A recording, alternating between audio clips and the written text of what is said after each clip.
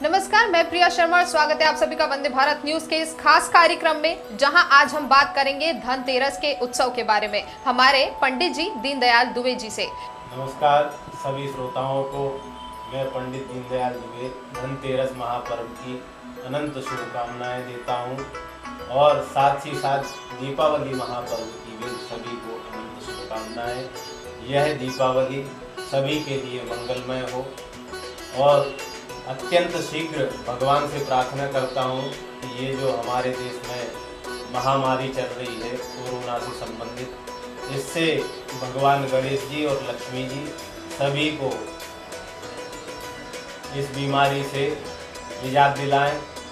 भगवान की कृपा सब पे बनी रहे, ऐसी आशा करते हुए मैं पंडित दीनदयाल दुबे सभी को इस महापर्व की अनंत शुभकामनाएं देता हूं। जी पंडित जी, जैसे कि दीपावली पर्व शुरू हो चुका है, 5 दिन तक ये त्योहार मनाया जाएगा। धनतेरस सबसे पहला दिन है, तो इसमें क्या विशेषताएं होती है, क्या होता है धनतेरस, क्या महत्व है धनतेरस का? धनतेरस हमारे यहाँ रोगों को पहला सुख निरोगी काया, हमारे जो धर्म में, सनातन धर्म में पहला सुख ही निरोगी काया होता है जी। और धनतेरस के दिन भगवान धन्वंतरी का प्रादुर्भाव हुआ। जब समुद्र मंथन हुआ, देव और दानवों के मध्य में समुद्र मंथन से 14 रत्न निकले, जिनमें लक्ष्मी जी हुई उत्पन्न हुई, अमृत भी निकला, विष भी निकला। सर्वप्रथम विष ही निकला, सिंधु से निकला हलाहल, जब शंकर जी ने उसको पिया।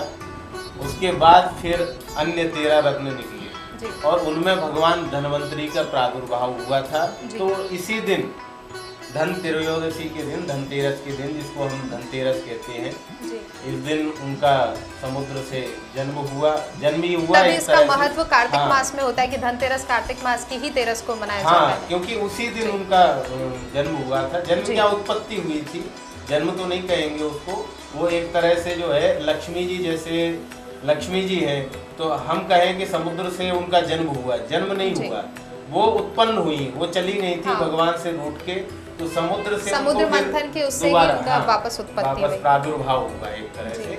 इसी प्रकार भगवान धन्वंतरी अमृत कलश लेकर आए थे। तो अमृत कलश, अमृत किसको नहीं चाहिए आज के समय में? तो धन्वंतरी को रोगों के देवता माना जाता है और भगवान विष्णु का अवतार भी माना जाता है एक तरह। तो धन्वंतरी भगवान का उस दिन प्रादुर्भाव हुआ, इस कारण से धन त्रयोदशी का विशेष महत्व बढ़ जाता है और उस दिन भगवान धन्वंतरी की पूजा से हमारे यहाँ कहते हैं कि पहला सुख निरोगी काया और दूजा सुख हो घर में माया। इसलिए पहला सुख दीपावली से पहले पहला सुख आ जाता है। धनतेरस को पहला सुख माना जाता है दीपावली के महत्व में। इसीलिए इस दिन जो है भगवान धन्वंतरी की पूजा और लोग खरीदारी वगैरह मार्केट में। धन्वंतरी जी के साथ में और किन की पूजा शुभ मानी जाती है धनतेरस के दिन? धनतेरस के दिन वैसे तो मुख्य रूप से भगवान धन्वंतरी की पूजा ही शुभ मानी जाती है, लेकिन इस दिन यम की भी पूजा की जाती है। वैसे खास तौर पे यम की पूजा कहीं होती नहीं है, तो वो क्या सिर्फ धनतेरस में ही होती है? धनतेरस के दिन सायंकाल में यमराज के पूजन का विशेष महत्व है। यमराज के पूजन इस दिन ऐसा कहा जाता है कि यमराज का पूजन करने से, पूजन वैसा पूजन नहीं किया जाता, लेकिन यमराज के कि आज का दिन शुभ होता है, यमराज की पूजा करने के लिए। यमराज के नाम से दीपक लगाना चाहिए। उस दीपक में एक लौंग डाल करके और दक्षिण दिशा की ओर उसका दरवाजे पर रख के मुख कर दे, तो इससे क्या है, अकाल मृत्यु नहीं होती। ऐसा कहा गया है हमारे पुराणों में, कई पुराणों में उल्लेख मिलता है कि इस दिन धन त्रयोदशी के दिन यमराज की पूजा करने से पूजन ध्यान और जो भी यमराज का ध्यान करके दीपक लगाता है दक्षिण दिशा की ओर मुख करके, उसको अकाल मृत्यु नहीं होती है, जीवन में कभी अकाल मृत्यु उसकी नहीं होगी, ऐसा पुराणों का कहना है, वेदों का कहना है और उसी के अनुसार हम चलते हैं, वही हमारा संविधान है। जैसे पंडित जी पूजन तो सभी करते हैं, सब अपनी अपनी मान्यताओं के अनुसार पूजा की जाती है, मगर धनतेरस के दिन विशेष पूजा क्या होती है, एक्चुअल विधि क्या होती है पूजा करने की? देखिए, धनतेरस के दिन सर्वप्रथम सुबह पवित्रता का महत्व है। इस दिन से पवित्रता सर्वाधिक मान्य रखती है घर को शुद्ध गंगा जल से गंगा जल छिड़क के साफ सफाई तो अपन पहले ही कर लेते हैं। ऐसी मान्यता है कि धनतेरस के दिन ही पहले साफ सफाई हुआ करती थी, विशेष रूप से घर की। पहले एक महीने पहले से ही पेंट हो जाता है, साफ सफाई हो जाती है, पहले ही निपटा ली जाती है, तो वो क्रिया पहले ही हो जाती है। पुताई उताई, अब डेकोरेशन का जमाना है, कंपटीशन का जमाना है कि कौन कितना अच्छे से डेकोरेट कर रहा है, मॉडर्न जमाना है, इसलिए ये सब पहले ही हो जाता है। तो उस दिन सफाई का विशेष महत्व रखा गया है इसलिए। और कुबेर का भी उस दिन पूजन होता है। कुबेर का पूजन करने, कुबेर और भगवान धनवंतरी, गणेश और लक्ष्मी और यम के नाम का दीपक जलाया जाता है। पश्चिम दिशा में जलाया जाता है, दक्षिण दिशा की ओर, दक्षिण दिशा में, दक्षिण दिशा की ओर मुख करके, क्योंकि यमराज का वास दक्षिण में कहा गया है। हाँ। इसलिए हमारे यहाँ हनुमान जी का मुख दक्षिण में होता है, क्योंकि हनुमान जी ही है एक उनसे जो टक्कर ले सकते हैं, जिन्हें अपने सिर पे लेके भी चल सकते हैं, वो कोई और नहीं लेके चल सकता। सब सुख लय तुम्हारी सरना और तुम रक्षक काहू को डरना। सही बात है। हनुमान जी का मुख दक्षिण में केवल हनुमान जी का ही होता है। हम लोग जब पूजा करते हैं तो हम दक्षिण में मुख नहीं करते। अच्छा। हम ईशान कोण, पूर्व दिशा में, पश्चिम में पूजन कर सकते हैं, उत्तर में पूजन कर सकते हैं, लेकिन दक्षिण में पूजन नहीं करते हैं। दक्षिण में यमराज का वास कहा गया है, इसलिए दक्षिण दिशा की ओर दीपक का मुख रखना चाहिए। और लौंग डाल, तेल का या फिर घी का, सरसों का तेल का, तेल का तेल बनाना चाहिए। और उस दिन जो है गणेश जी और लक्ष्मी जी के पूजन का भी विशेष महत्व है। प्रातः काल स्नान ध्यान करके घर में पवित्र जो है हो सके तो नमक डाल के पोछा लगाएं। उससे क्या है कि वातावरण शुद्ध रहता है, वास्तु के हिसाब से भी बढ़िया माना जाता है। और जितनी भी तामसी प्रवृत्तियां, तामसी शक्तियां होती हैं, वो नमक के पोछे से नष्ट हो जाती हैं, ऐसा कहा गया है। तो इसलिए नमक का पोछा लगाएं उस दिन, नमक डाल करके जल में। और भगवान गणेश जी, लक्ष्मी जी को स्थापित करके सायंकाल में पूजन करने का विशेष महत्व है। स्थिर लग्न, इसका कोई मुहूर्त है? जैसे आज के दिन कौन सा खास मुहूर्त है जो हम अपने दर्शकों को बता सके कि धनतेरस के लिए ये मुहूर्त बहुत अच्छा शुभ है? आज इसके लिए धनतेरस के दिन में तो जैसे खरीदारी वगैरह का मुहूर्त रहता है, तो दिन में खरीदारी कर सकते हैं। और इसमें कई मुहूर्त हैं वो देख सकते हैं, लेकिन सायंकाल में स्थिर लग्न का विशेष महत्व है। 5:28 से 5:59 तक ये मुहूर्त रहेगा आज शाम को, इसलिए इस समय में पूजन कर सकते हैं। और वहीं प्रदोष काल मुहूर्त भी है। प्रदोष काल मुहूर्त में अत्यंत लाभकारक माना गया है धनतेरस और दीपावली। ये दोनों दिन विशेष मुहूर्त रहता है प्रदोष काल, जिसको हम गोधूली काल भी बोलते हैं। 5:28 से 8:07 तक ये धनतेरस के दिन रहेगा। तो प्रदोष काल में पूजन आप कर सकते हैं। गणेश जी को, लक्ष्मी जी को लाल वस्त्र पर बिठा के या पीले वस्त्र पर बिठा करके उनका पूजन करें।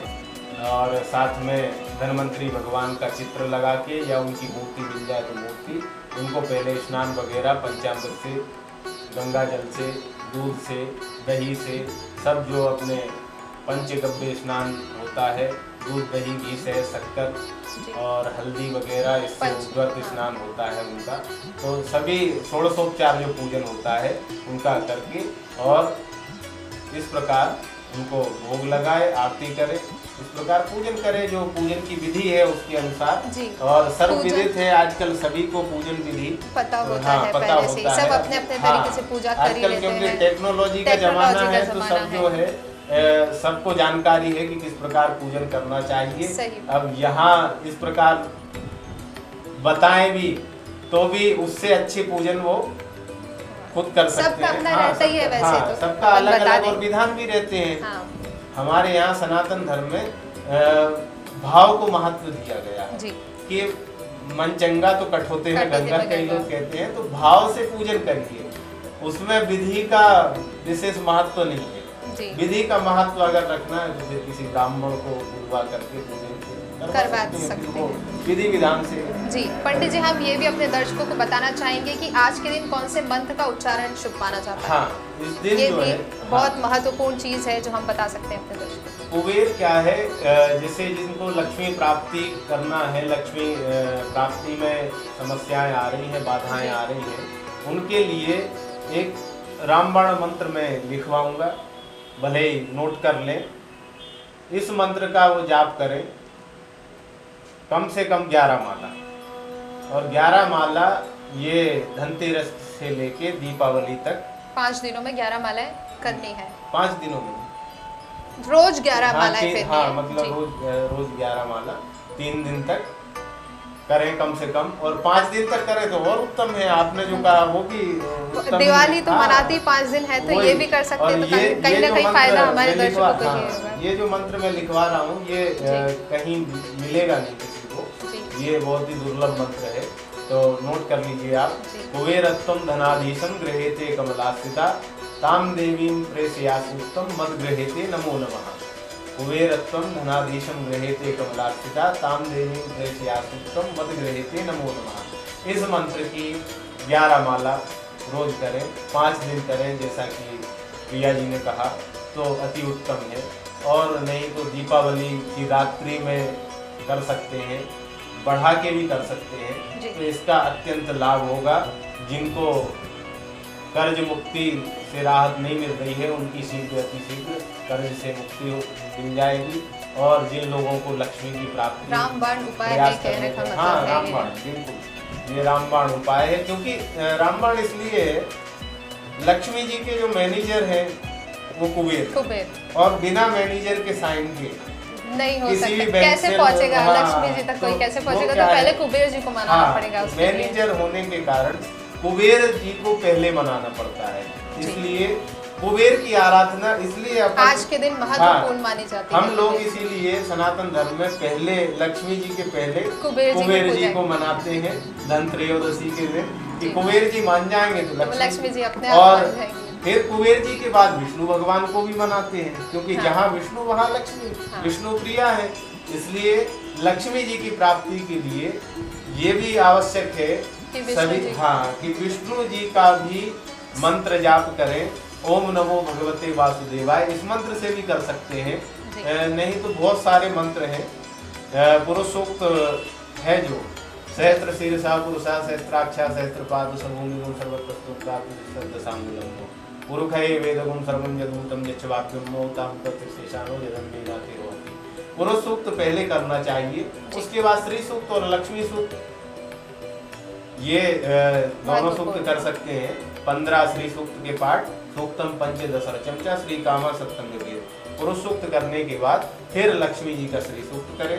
इस प्रकार जो विधिवत पाठ करेगा दीपावली के दिन, तो उसको आज के दिन भी बिल्कुल तो। और कुबेर मंत्र के साथ पहले कुबेर मंत्र करें, और उसके बाद भगवान नारायण की आराधना और लक्ष्मी जी की आराधना, और इस प्रकार जो है। खास तौर से आज यम की भी पूजा की जाती है, तो कृपया ये भी ध्यान में रखें कि आज यम की पूजा भी कीजिए। बिल्कुल। पंडित जी, हम ये भी बताना चाहेंगे अपने दर्शकों को, वैसे तो कलर सभी जगह सारे कलर सब महत्वपूर्ण होते हैं, मगर धनतेरस के दिन कौन सा कलर महत्वपूर्ण होता है? धनतेरस के दिन ऐसे श्वेत जो कलर है, शांति प्रदान करने वाले, वो शीतलता प्रदान करने वाला होता है। हमारे यहाँ जैसा मैं बताना चाहता हूँ कि हमारे यहाँ रोगों में पहला सुख निरोगी काया कहा गया है हमारे सनातन धर्म में, कि पहला सुख निरोगी काया और दूसरा सुख हो घर में माया। तो माया तो दूसरा सुख है, पहला सुख निरोगी काया है। तो हम श्वेत कलर की धनतेरस के दिन इसलिए पूजा करते हैं, और श्वेत कलर यानी चांदी, मतलब चांदी धातु का सबसे ज्यादा महत्व माना जाता है। सबसे ज्यादा महत्व है। वो तो लोग सोना खरीदते तो सभी खरीदते हैं, सभी तरह की धातु है आज के दिन सब लोग खरीदते ही हैं, लेकिन सबसे ज्यादा महत्व हम पूजा के लिए भी अगर मूर्तियां लेते हैं, सिक्का लेते हैं लक्ष्मी जी का, गणेश जी का, तो चांदी का लेते हैं। सोने का बहुत कम लोग लेते हुए मिलेंगे, क्योंकि उसका स्वास्थ्य से सीधा संबंध है। एक तो शांति का प्रतीक है जैसा कि आपने कहा, दूसरा क्या है कि स्वास्थ्य, श्वेत कलर चंद्रमा का श्वेत कलर है, और चंद्रमा शीतलता प्रदान करता है। और शीतलता, और क्या है कि रोगों का भी नाश करने वाला है चंद्रमा। जैसा कि कुछ ऐसा भी होता है चांदी के बर्तन में भी दवाई वगैरह भी देते थे पहले के पूर्वजों में। चांदी का बहुत ज्यादा, चांदी के उसमें खाते हैं, बर्क लगा के देते हैं तो चांदी। और एक च्यवनप्राश भी मैंने सुना है, सोना चांदी च्यवनप्राश। तो इसलिए चांदी का विशेष महत्व है हमारे यहाँ। इसलिए चांदी का उस दिन श्वेत कलर का चांदी की वस्तुएं, चांदी के बर्तन, पूर्णिमा गई, करवा चौथ भी गया, उनमें भी चंद्रमा का ही सबसे ज्यादा कनेक्शन है उसका सीधा।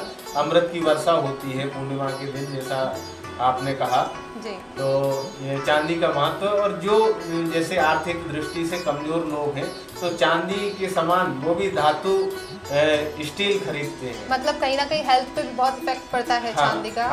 चंद्रमा को भी पूजा करते हैं, कुछ हेल्थ इश्यूज भी होते हैं किसी को, तो वो भी चंद्रमा की पूजा करते हैं, तो बहुत सारे रोगों से निजात मिलता है। इसलिए चांदी का विशेष महत्व है। और उस दिन चांदी के ज्यादा लोग सनातन धर्म के चांदी के गणेश गौरी खरीदते हैं बाजार से शुभ मुहूर्त में। इसलिए मेरा सभी से अनुरोध है, सभी जाएं और भगवान का ध्यान करते हुए अपनी शॉपिंग करें जी।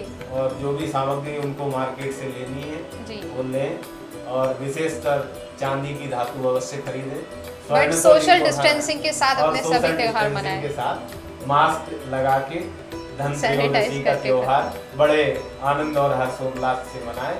और भगवान गणेश जी से, गौरी जी से हम प्रार्थना करते हैं कि सभी के व्यापार में जो भी बाधाएं आ रही हैं, सभी बंधुओं के और जो समस्याएं आ रही हैं वो शीघ्र दूर हो, ऐसी प्रार्थना करते हैं। विघ्नेश्वराय वरदाय सुरप्रियाय लंबोदराय सकलाय जगन्निताय नागाननाय सुताय गौरी सुताय गणनाथ नमो नमस्ते। या श्री स्वयं सुकृतिनाम मोगनेशु लक्ष्मी पापात्मनाम कृतिर्यां हृदयेषु बुद्धि श्रद्धां सतां मूलजनस्य प्रभवस्य लज्जा ताम ताम नतास्म परिपालय दीन विश्वम। गणेश जी, लक्ष्मी जी सदैव आप पर अपनी कृपा बनाए रहें, ऐसी हम उनसे प्रार्थना करते हैं। और समस्त विश्व का कल्याण हो। सर्वे भवन्तु सुखिनः, सर्वे सन्तु निरामया, सर्वे भद्राणि पश्यन्तु मा कश्चित् दुःखभाग् भवेत्। ऐसी हम प्रार्थना करते हैं क्योंकि हमारा जो धर्म है वो सभी के कल्याण की सोचता है। इसी आशा के साथ आज हम आपसे नमस्कार करेंगे, आपसे जो है विदा लेंगे। नमस्कार। तो ये थे हमारे साथ पंडित जी, जाने माने ज्योतिष जी हमारे पंडित दीनदयाल दुबे जी, जिन्होंने हमारे साथ बहुत ही सरल और आसान तरीके से धनतेरस के बारे में हमसे सारी जानकारी साझा करी। बहुत बहुत धन्यवाद पंडित जी आपका हमारे वंदे भारत न्यूज़ में आने के लिए और ये सभी तमाम जानकारी हमारे साथ साझा करने के लिए। अगले कार्यक्रम में वापस हाजिर होंगे आपके सामने एक ऐसे ही किसी महत्वपूर्ण विषय पर चर्चा करने के लिए। तब तक देश प्रदेश की तमाम जानकारी के लिए देखते रहिए।